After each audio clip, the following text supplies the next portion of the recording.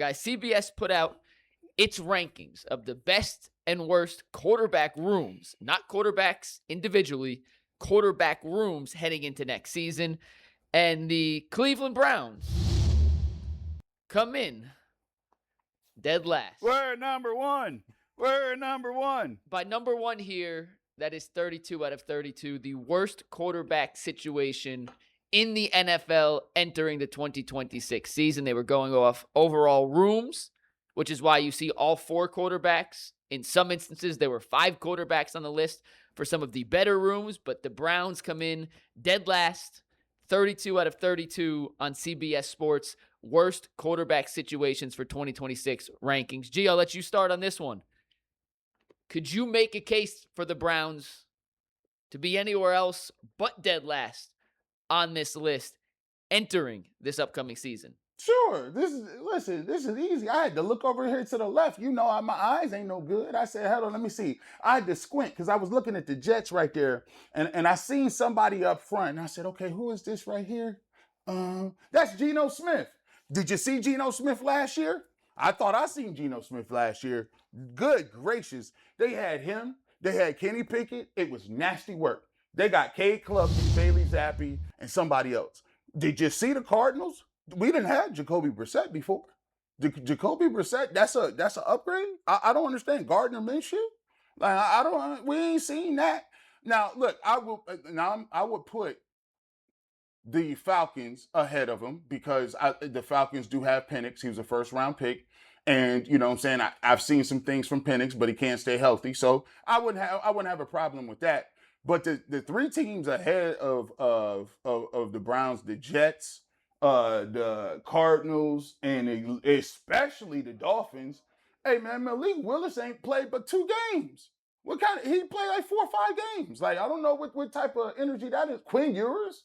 Nah, bro. Them 2, 3, and 4, you could definitely make a case for them. The crazy part about it is 2, 3, and 4, you could actually make a case that if they just had Deshaun Watson, it might be better than 2, 3, and 4.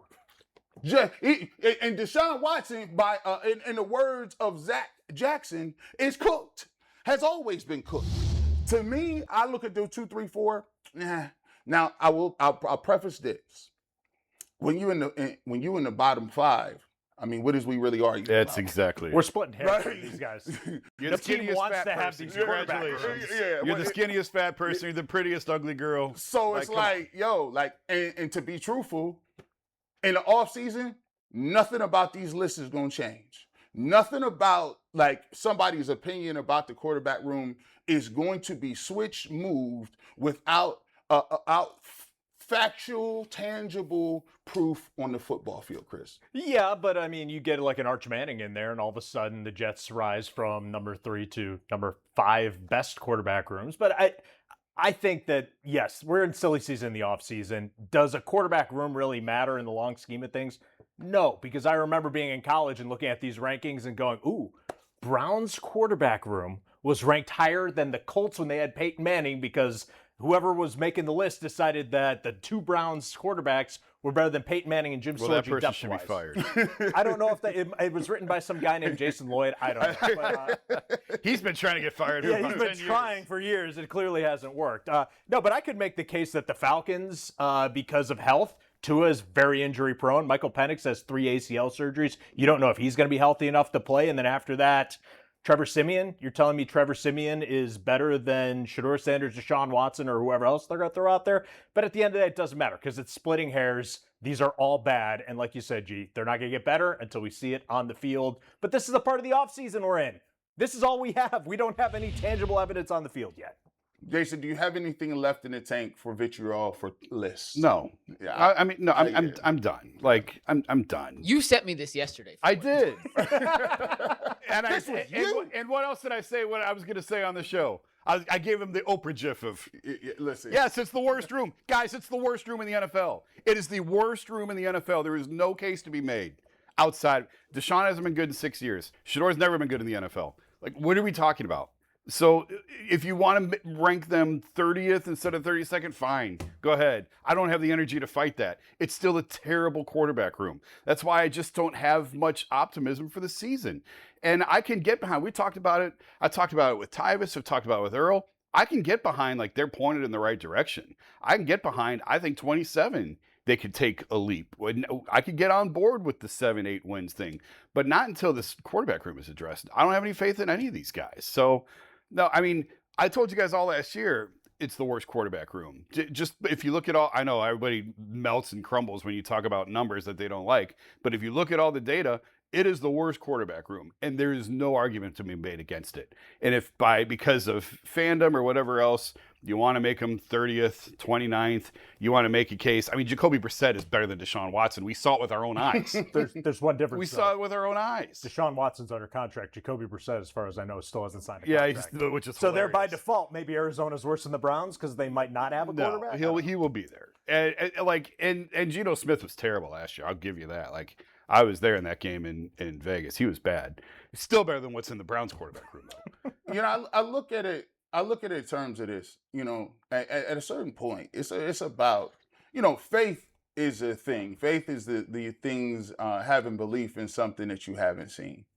And for a lot of people, when you talk about the quarterbacks and how you rank people, it's more of a situation where you can project the feelings that you may have specifically at a quarterback, or you have previous track record to say, okay, well, I saw him do X, Y, and Z. So it's very difficult to do a list and take a look at a list and convince somebody that you feel like this person is going to be great. And I said, that's no problem with that, or that person's going to take a step.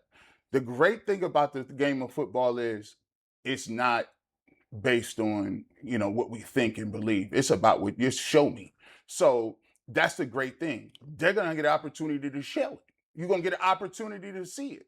And that's why a lot of people sometimes, you know, talked about the quarterback battle situation and say, it doesn't really matter. Oh, it does.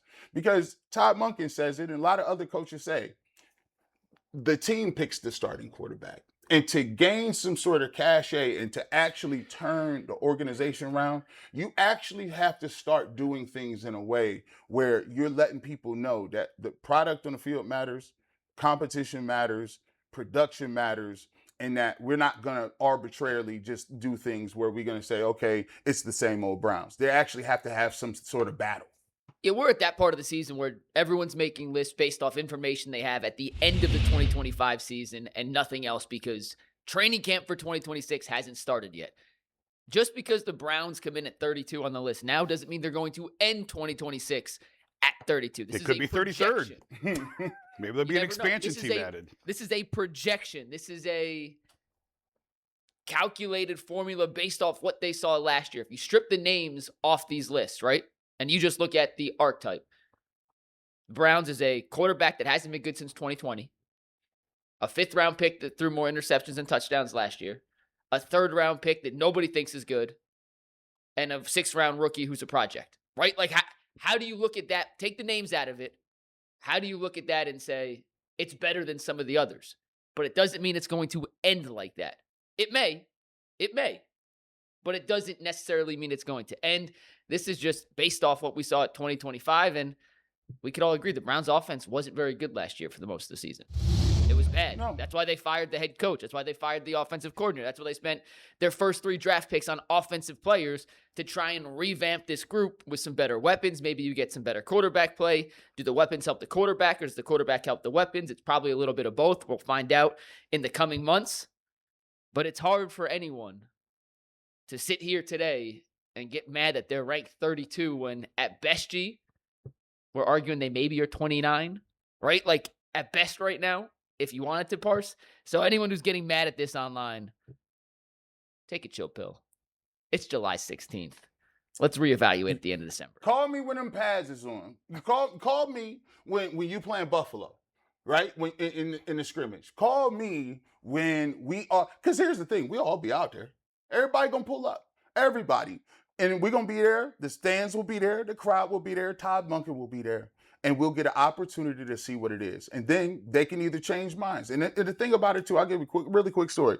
Hey, we won a state championship in 97, national championship. And everybody graduated and went to go on to play. Half of them went to Ohio State. Like, it was crazy. Like, we were just loaded. The crazy part about it is we had 3 returning starters. They say, you know what? What is your outlook? They'll win 4 games at best. I was delusional. I went to them, I said, listen, we went in back-to-back. I said, there's like no public schools ever won back-to-back state championships. You done lost it, you got to play State of the Nations. I said, well, just watch. Now, granted, that was high school, but I still had to go out and show it. We had to go out and show it. We had to go out and prove it.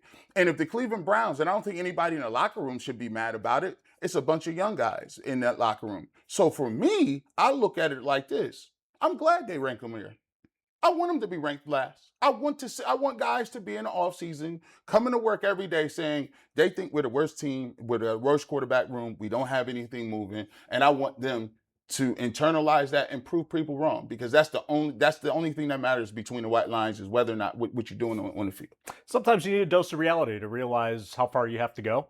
And if this quarterback room needs any more reality checks, maybe we need new quarterbacks because they've all been checked multiple times.